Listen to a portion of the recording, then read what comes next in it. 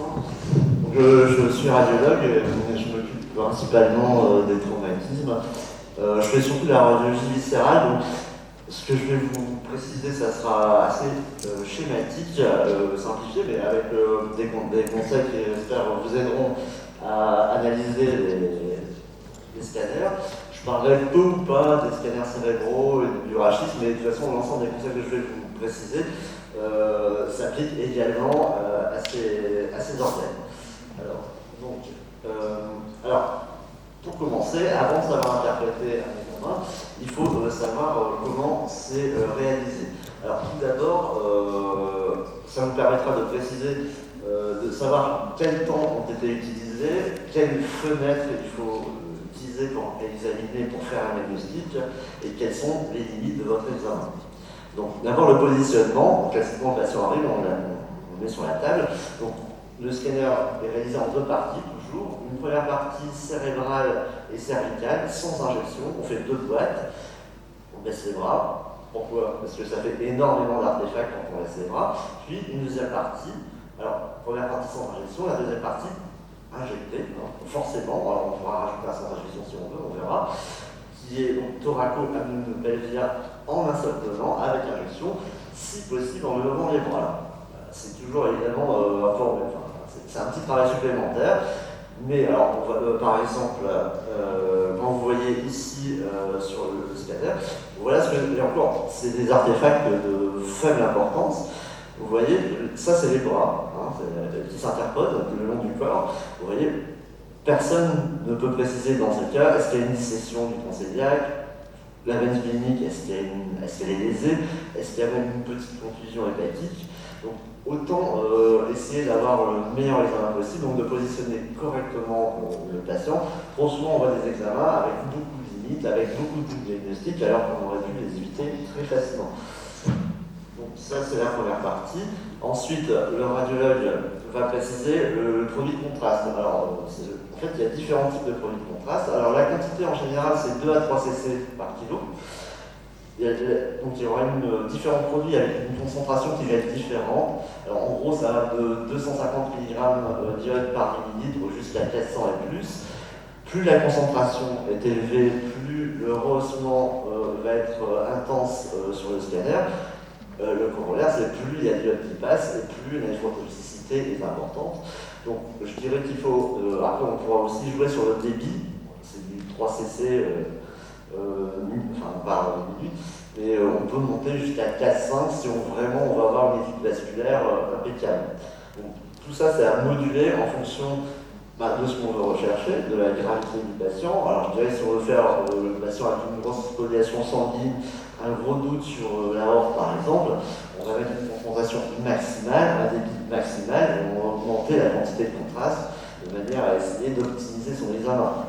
On ne va pas prendre les mêmes paramètres si on veut faire pour un examen moyen avec un patient sans critère de gravité. Donc ça c'est le deuxième paramètre que vous devez avoir en tête.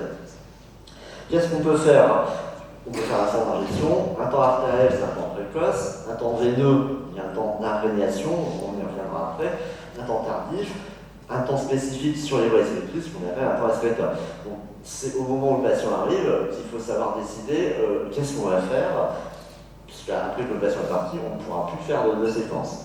Donc classiquement, vous aurez, une fois que vous avez décidé des séquences et des temps qui ont été faits, temps artériel, vous avez en fait, vous demanderez, vous verrez sur votre PAX, pour chaque image, il y a 3 possibilités de reconstruction possibles. Il y a les parties molles, adaptées à l'étude des structures pleines, des organes pleins, des muscles de la paroi, des structures vasculaires. Une fenêtre parenchymateuse, adaptée aux structures qui contiennent beaucoup d'air, les poumons, mais pas que. Si vous recherchez un petit pneumopéritoine à l'étage abdominal, c'est la fenêtre parenchymateuse qui voudra prendre, et surtout pas les autres fenêtres qui ne vous permettraient pas de voir ces petites images extra-digestives. Une fenêtre osseuse, c'est un filtre beaucoup plus dur, qui est adapté aux structures osseuses, permettant de déterminer, de préciser s'il y a des fractures, des luxations, etc. Donc, pour chaque coupe, il faut bien regarder ces 3 ces 3 fenêtres. Donc en fait, il faut adapter ce qu'on cherche avec les outils qui sont à votre disposition. Donc vous voyez, ça fait déjà beaucoup d'images. Donc les fenêtres, à regarder systématiquement en triple, si je peux dire. Ensuite, alors, classiquement sur le body scan, il y a 2 façons de réaliser. Alors, il n'y a aucune recommandation. Alors, on peut faire ce qu'on appelle un scanner triphasique, c'est-à-dire vous faites un sans injection d'abord, puis vous faites un temps artériel, puis vous faites un temps veineux. Donc c'est 3 spirales successives, dont 2 injectées. Ou, alors, ça génère, vous voyez, j'ai mis 5 à 7 000 images, c'est beaucoup d'images. Je vous ai mis une idée d'irradiation. Donc la DLP, c'est un indice de dosimétrie qui permet d'évaluer un peu les risques biologiques liés à l'irradiation. Bon, c'est pas important, mais c'est à peu près 5 à 7 000. Et ici, vous voyez, je vous ai mis ici en encadré les recommandations d'un scanner normal, on va dire. C'est plutôt 700, enfin on va dire 1000. Donc vous voyez, c'est 6 fois plus important. Par rapport à un scanner, notre façon de faire le scanner en dehors du scanner triphasique avec 3 phases, c'est une seule phase injectée d'emblée, pas sans injection. C'est un temps qui est dit mixte, ou encore artério-veineux. En fait, on va moduler l'injection de produit de contraste avec un premier bolus, puis on diminue le débit et on le réaugmente juste avant de faire la spirale, de manière à la fois avoir un temps veineux et un temps artériel sur le même examen.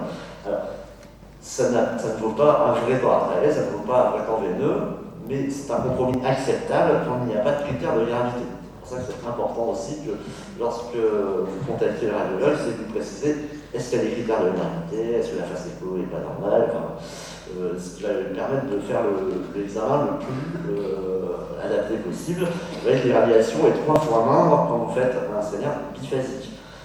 Donc, en fait, le message que je veux faire passer, c'est qu'on ne peut pas faire des triphasiques à tout le monde, c'est très irradiant. Après, quand le bénéfice est avéré, c'est ce qu'il faut faire. Mais par contre, s'il y a peu de critères de gravité, ça ne me semble pas être l'examen le plus adapté. Bon. Là, c'était les fenêtres. Alors, la technique. Alors, finalement, on peut me poser la question, pourquoi je fais un sans injection? Alors, je fais un sans injection. Essentiellement, c'est pour voir les hyperdensités spontanées. Alors, vous voyez sur cette... bon, bref, ici, en fait... Alors, c'est la souris qui fait des siennes, je suis désolé. Ouais. Ici, sur cet examen sans injection, on devine la rate, on devine la peur du foie. Ici, l'estomac avec un peu de liquide, ça paraît trop dense. Enfin, je vous ai mis les échelles de dessus, mais ça ne retenez pas. Et en fait, ce qu'on recherche ici, autour de la rate, c'est cette hyperdensité. En fait, on voit au sein de l'épanchement une image assez dense qui a la même densité que la rate.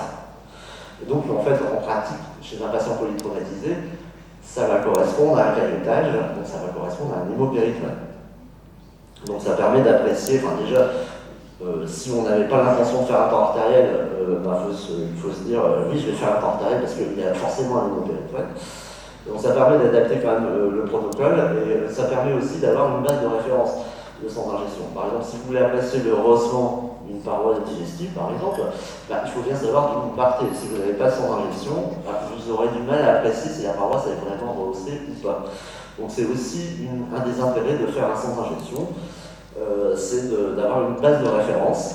Ça permet aussi de préciser les hyperdensités qui existent spontanément avant même l'injection, c'est-à-dire facilement toutes les classifications, vous en ferez le diagnostic et vous ne prendrez pas une petite classification pour un saignement actif, pour un faux anévrisme. Donc c'est très simple et c'est très rapide.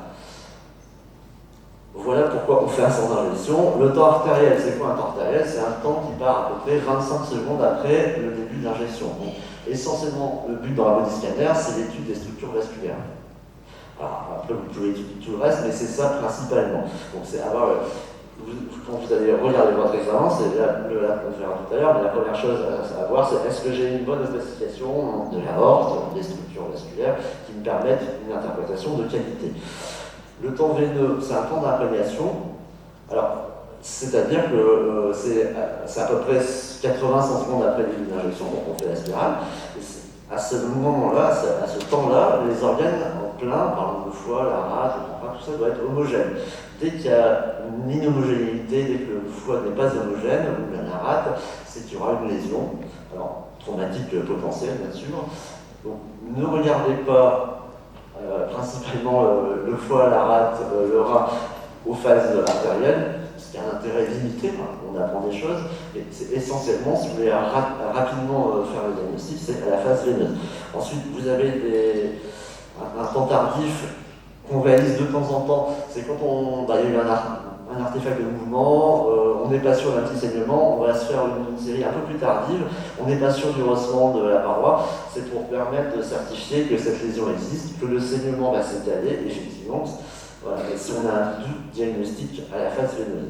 Et après, le temps estimateur, il est lui réalisé techniquement 7 à 8 minutes après l'injection de produit de contraste pour avoir une opacification optimale des voies effectrices, si possible, et après accord auprès des urgentistes ou des réanimateurs, en fait, avec du Lasix, en fait, ça permet une hyperdiurèse qui va permettre une visualisation optimale des voies effectrices, un remplissage optimal tout en baissant la densité du produit de contraste dans les voies effectrices qui parfois génèrent des artefacts qui gênent l'analyse des images.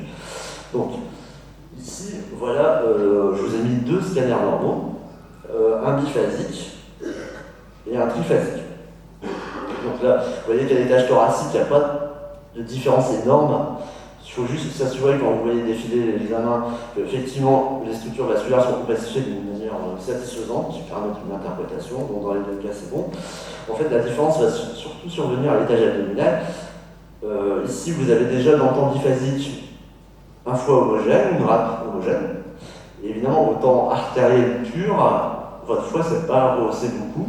Vous n'avez pas d'opacification des rétus hépatiques, ce n'est pas forcément le meilleur temps, évidemment, pour lire et pour faire le diagnostic d'une fracture hépatique, d'une contusion.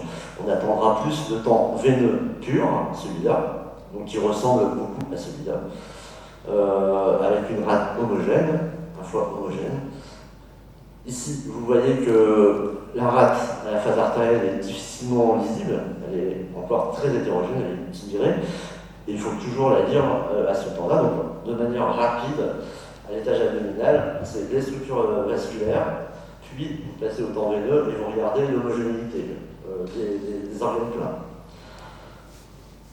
Voilà les différentes techniques. Alors ici, c'est un temps restricteur. L'idéal, ça permet d'étudier donc l'opacification et les lésions, soit des cavités péricardiales, des uretères. Est-ce qu'il y a de l'urine, est-ce qu'il y a un urinum, est-ce qu'il y a du produit de contraste en dehors des voies uriнаires, qu'on ne fait évidemment pas systématiquement. Ce temps n'est réalisé que lorsqu'il y a un point d'appel, lorsqu'il y a des lésions du bassin, mais on le verra tout à l'heure. Alors, ça c'était un peu les petits points techniques, mais il faut savoir ce que c'est un temps artériel. En fait, en gros, je vous incite à bien regarder les scanners normaux, parce que pour savoir ce qui est pathologique, il faut avoir un référentiel de base, il faut savoir la morphologie normale, le ressort normal des organes. Donc c'est jamais du temps perdu de regarder quelque chose à un scanner normal. Vous verrez facilement par la suite, quand il y aura un problème, évidemment quand il y aura une lésion. Mais si vous ne connaissez pas le normal, c'est nettement plus difficile. Donc, comment on fait? Là, c'est la méthode. Alors, il faut avoir une grille de lecture, il faut être extrêmement méthodique, très systématique.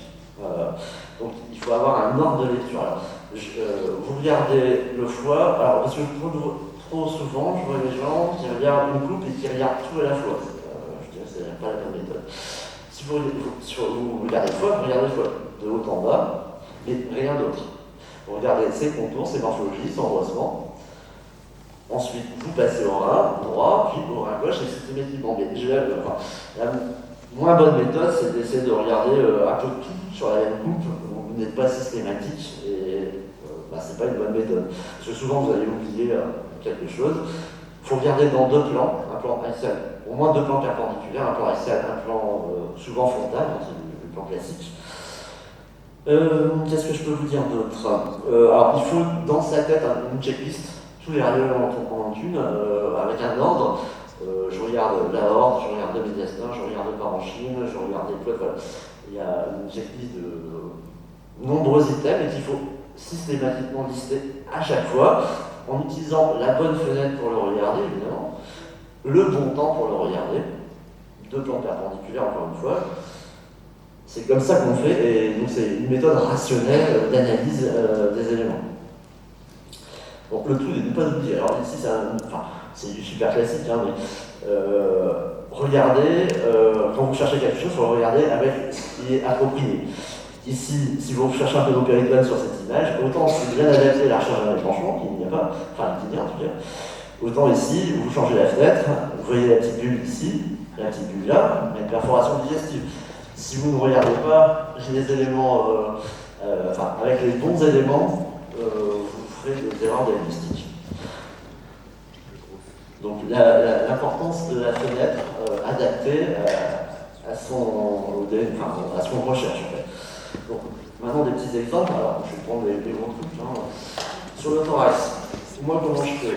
Quand je vois passer le thorax, je suis à la console, d'emblée je regarde le médiastin.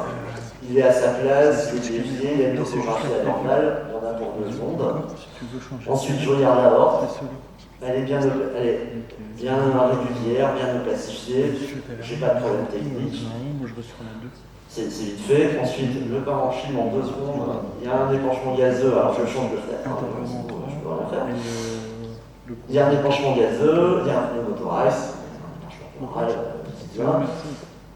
voilà, par exemple, dans ces exemples, ici de rupture de l'isthme, la horte normale, qui est régulière, bien classifiée. D'emblée, on s'aperçoit rapidement quand on passe, effectivement, c'est plus du tout régulier, qu'il y a une image endoluminale, qu'il y a une rupture, en fait, la paroi est rompue. Alors ça, c'est en axial. Toujours un élément important à prendre en considération, c'est les infiltrations. Ils ne sont absolument pas spécifiques, mais souvent sont un point d'appel, un signe d'appel, qui doivent vous inciter à regarder les organes au contact de ces infiltrations. Ici, en l'occurrence, normalement, le médiastin est graisseux, il doit être noir, un peu comme ça. Là, s'il n'est pas, c'est qu'il y a un hémomédiastin. Alors là, c'est caricatural, c'est une grosse rupture.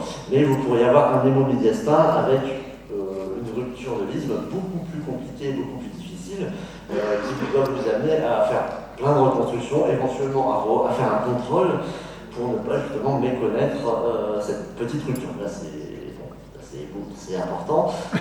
Toujours regarder dans la planche sagittale l'aorte et en tout cas la crosse aortique, elle soit harmonieuse. Là, évidemment, il y a une rupture importante. Donc, 2 plans. Moi, je regarde le médiastin, sa topographie. L'aorte, on ne gêne pas dans un plan axial et dans un plan sagittal. Ici, autre exemple, la topographie du médiastin. Je vois le médiastin, il défile, il y a un problème, le médiastin il est quand même extrêmement dévié du côté gauche, ce n'est pas sa topographie habituelle. Instantanément, je change de fenêtre, je vois qu'il y a un gros pneumothorax. Je m'aperçois également de manière très systématique que les cavités cardiaques sont très petites, notamment au ventricule droit. C'est un diagnostic de pneumothorax compressif. Directement, évidemment, ça ne doit pas arriver au scanner, c'est pas bien, mais c'est arrivé. Donc voilà la façon de regarder, en tout cas en première lecture, après on prend son temps. Alors ensuite, ici, on a dit qu'il y avait une petite checklist sur les épanchements gazeux. Quand vous regardez, là il y a un gros pneumothorax, il y a un pneumatocèle, consultation pulmonaire, voilà. N'oubliez pas de regarder les épanchements gazeux dans le médiastin. Voilà, c'est toujours des petites checklists. J'ai regardé qu'il n'y avait pas d'air dans des endroits où il ne fallait pas. Avec ici, on s'aperçoit qu'il y a à la fois un pneumopéricarde et un pneumomédiastin, ce qui, donc, avec une liste d'étiologies, une liste de lésions, des poumons, de l'œsophage, ça va ouvrir un panel d'étiologies à investiguer en tout cas. Donc, des checklists, un ordre, être rationnel, ne rien oublier. Voilà. Alors ici, être minutieux, c'est juste les pneumothorax ne sont pas toujours très volumineux comme je vous l'ai montré. Des fois c'est sur une coupe ou 2, il ne faut pas aller trop vite. Là c'est juste un petit peu dans les thorax antérieurs, simplement sans trop grandes conséquences, mais à préciser néanmoins. Alors, on va falloir finir par le thorax. Là évidemment, on voit manifestement une structure digestive avec un traumatisme dans la cage thoracique. Ne pas oublier de regarder le diaphragme. Et le diaphragme, ça se regarde dans un plan adapté, donc avec une fenêtre partivole, et dans un plan frontal. Comme c'est axial, sur l'équipe axiale en général, donc ça se voit très peu ou pas du tout. Là, il y en a pour 2 secondes, le diaphragme est là il est continu, et là il n'est plus continu.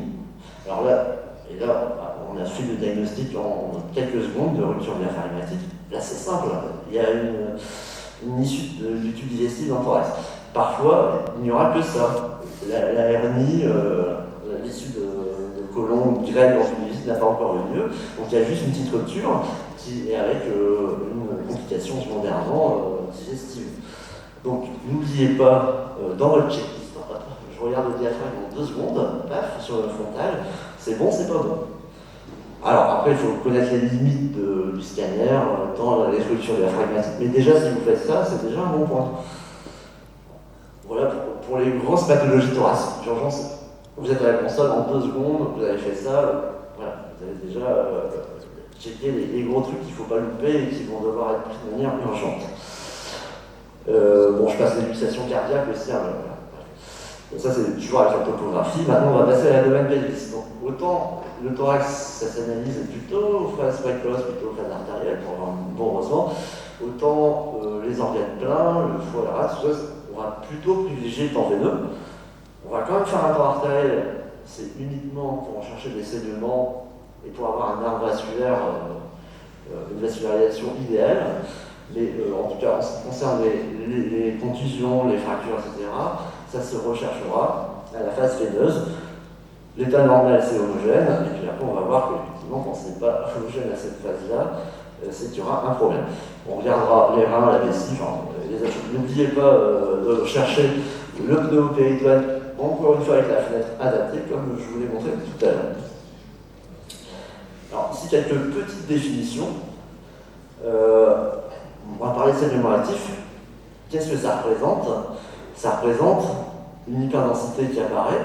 Donc on est bien content d'avoir un centre d'injection puisqu'on s'aperçoit que spontanément ça n'existe pas. Et une hyperdensité qui va s'étaler sur les différents points.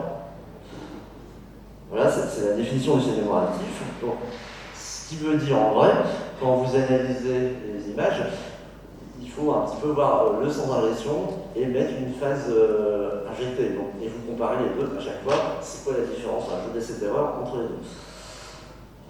Parce qu'en fait, les saignements ne sont pas toujours abondants. Vous voyez que l'hématome, il n'est pas très marqué en fait. Après, il va peut-être, le patient était en banémie, qui va beaucoup saigner, mais dès qu'on va le remplir, il y aura un énorme hématome.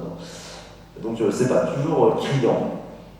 Alors, ici, c'est pour faire la différence avec le faux anévrisme, toujours un traumatisme de rate.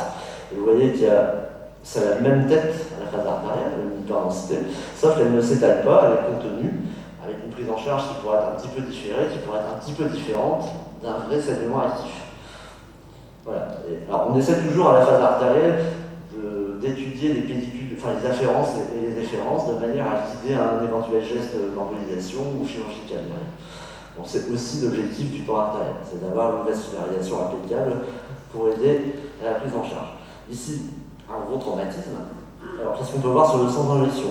On devine le foie, on devine les reins, on devine qu'il y a un épanchement autour du foie, ici dans la loge splenique, on ne voit pas vraiment. Une hyperdensité spontanée, on sait que c'est autour du foie, on sait que c'est un caillotage, il y a un péritoine. Alors, à chaque fois qu'il y a un épanchement, il faut essayer de préciser s'il y a un train rétropéritonéal, ça va modifier évidemment la prise en charge diagnostique. Thérapeutique plutôt. Autour du rein, vous voyez qu'il y a une hyperdensité spontanée, il y a un saignement, donc à la fois il y a un hémo-péritoine et un hémo-rétropéritoine. Donc déjà ça doit vous inciter à faire des analyses différentes, à faire un temps probablement excréteur sur le rein, vous voyez ça d'emblée, pour essayer de mettre en évidence une fracture du rein, un uridum qui là aussi modifie la prise en charge thérapeutique. Dès la phase artérielle, dès la phase précoce, on a un saignement, une hyperdensité qui est un saignement actif, qui est très abondant, et sur les phases un peu plus tardives, le saignement actif s'étend, et il va complètement entourer le foie, complètement entourer le caillotage. Donc il y a un saignement là, plutôt artériel, même si, en fait, en théorie, c'est pas. Là aussi, l'objectif de faire un temps artériel, un temps veineux, c'est d'essayer d'avoir l'afférence, et d'essayer de savoir si c'est un saignement artériel accessible éventuellement à une embolisation, ou un temps veineux qui n'est évidemment pas accessible à une embolisation. c'est pas toujours facile, en particulier sur le foie, on a souvent des saignements atomistes. En l'occurrence, là c'était avec des retours veineux parfois assez précoces, surtout sur ces hépatiques et portes. Donc ici c'était l'arrachement d'une veine diaphragmatique, mais il y avait aussi un saignement artériel. Bon, c'était un cas très grave. On voit également le rein qui ne s'est pas du tout rehaussé, donc on peut supposer, enfin on peut même être certain qu'il y a une lésion de l'artère rénale, puisqu'il y a un défaut de rehaussement, et voilà, dont on est certain, puisqu'on a le sang d'injection. On fait le comparatif, de l'autre côté ça se rehausse bien, celui-là il se rehausse jamais, avec également un saignement actif rétropéritonéal. Donc ça amène beaucoup d'informations, donc il faut avoir une faut ordonnée systématique. On regarde les choses une à une et pas toutes à la fois. Ça c'était pour les. Bon, sur la rate, le principe est le même, voilà, pour les fractures de rate, pour la dégradation, etc. Pour les désinsertions, les anomalies du tube digestif et du misentère, c'est beaucoup plus délicat en fait. Parce que, en fait, la plupart du temps, il n'y a pas de pnéumopéritoine à la phase aiguë, comme au moins dans 50% des cas. Donc, on va céder des autres éléments diagnostiques à notre disposition. Donc là, qu'est-ce qu'on peut voir sur le sang d'injection? On voit qu'il y a une hyperdensité spontanée, on voit qu'il y a un déclenchement, il y a un hémopéritoine qui pourrait être lié éventuellement à d'autres lésions, la rage, le foie. On va ajouter. Au cours de l'injection dès la phase artérielle, vous voyez que c'est la phase artérielle parce que l'aorte a été très réfléchie de manière très importante. Vous voyez que vous avez un saignement dont vous êtes certain qu'il n'est pas d'origine splénique ou hépatique, donc c'est le mésentère qui saigne, donc il y a un traumatisme du mésentère. C'est ce que va vous permettre ce temps précoce, donc dire que c'est un saignement artériel sur une artère mésentérique, je suis bien idéal. On essaiera de distinguer, mais c'est pas facile. Sur cette phase précoce, on n'analyse pas très bien le rehaussement, donc c'est pas le bon temps pour voir si les enzymes digestives se rehaussent pas, souffrent. On analysera plutôt sur cette phase veineuse, ici je vous ai mis un frontal, on voit qu'elle se rehausse bien, et on voit également beaucoup plus facilement ici, cette anse s'est ouverte, voilà, il y a un trou. Alors que ici, en fait, comme les parois ne sont pas encore suffisamment rehaussées, ça serait très difficile de faire le diagnostic de perforation. Alors que là, c'est plus facile. Encore une fois, toujours deux plans. Cette lésion peut très bien échapper au plan axial, alors qu'en plan frontal, ça paraît plus simple à voir. Donc, une désinsertion du mésentère avec un saignement actif, donc une prise en charge très précoce. On essaye de voir les afférences. Ici, la veine mésentérique supérieure, puis on voit qu'il y a une branche jugulale qui est interrompue. On ne voit pas tellement l'afférence, on ne voit pas tellement l'artère qui ici alimente ce saignement actif.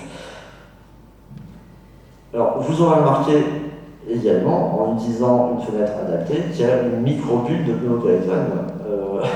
Voilà, donc d'où, encore une fois, regardez avec les bons outils, la bonne fenêtre, ce que vous cherchez. Donc, ce qui veut dire passer de nombreuses fois sur les images en variant le fenêtrage, en variant les plans de manière systématique et rationnelle. Donc voilà les insertions du mésentère d'un diagnostic qui reste encore difficile. Pour le coup, là, c'est assez parlant, mais ce n'est pas toujours comme ça. Alors, maintenant, je vais parler plutôt des lésions de l'appareil urinaire. Alors, avant de savoir reconnaître une lésion de l'appareil urinaire, je vais vous montrer ce que c'est une néphographie et l'évolution du rehaussement du parenchyme rénal en fonction du temps d'injection. Bon, sans injection, c'est facile, là ça se rehausse pas. Alors, ça s'appelle néphographie verticale, mais c'est le temps artériel. Donc on voit qu'il n'y a que le cortex qui se rehausse, la vénulaire se rehausse pas. Donc c'est pas du tout le bon temps pour apprécier un traumatisme rénal, une contusion rénale, une fracture par exemple. Le traumatisme, les lésions s'apprécient sur le temps tubulaire, c'est un temps veineux, où la néphographie devient homogène. Il n'y a plus que les voies excrétrices qui ne sont pas opacifiées. Ici, un temps excréteur 7 minutes plus tard, le produit contrastio des iodes passe dans la voie excrétrice, et donc elle va s'opacifier, pouvoir être analysée de manière optimale.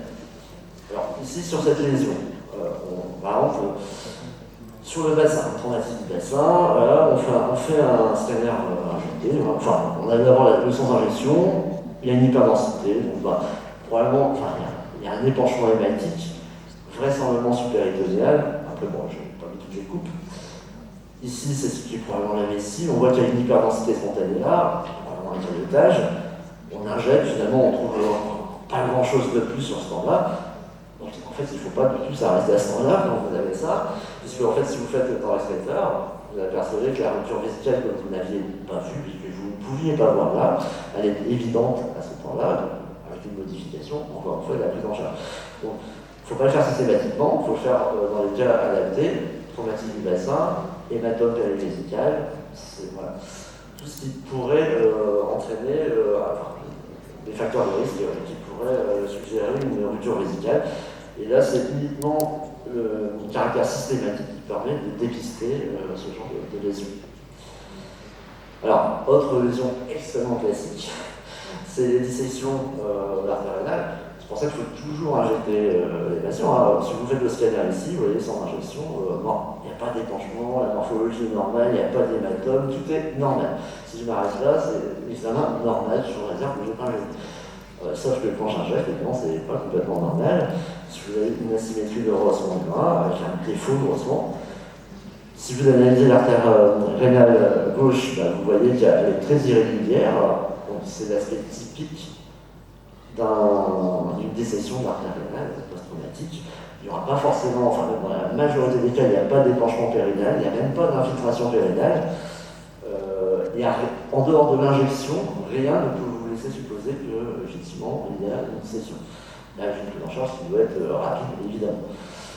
Donc, être très systématique, et l'injection, ça n'arrive plus beaucoup, mais il ne faut pas faire de bodies non injectés. J'en vois de temps en temps, parfois de l'extérieur, mais ça ne sert pas à grand-chose. Voilà. Alors, ici, pourquoi je vous ai mis là? C'est un peu la dernière diapositive. Alors, vous avez votre checklist, vous voyez qu'elle est longue, elle est très longue, mais il faut aussi plier. N'oubliez pas, dans la checklist, il y a l'os et le crâne, je ne vais pas les venir, mais n'oubliez pas les parois, avec les ruptures de ceinture musculaire ici. Donc ça fait partie de votre checklist, il y a pour 2 secondes à regarder, effectivement, c'est continu, ou il y a un problème ici avec une discontinuité, une rupture des os. Après, le traitement n'est pas forcément urgentissime, mais bon, il devra être fait quand même. Donc, encore une fois, c'est une checklist, un ordre, une méthode d'analyse des examens sur 2 plans, en utilisant les bonnes fenêtres, le bon temps. À partir de là, vous devriez faire la majorité des diagnostics. Et après, le plus difficile, c'est d'apprécier les limites de l'examen que vous avez fait.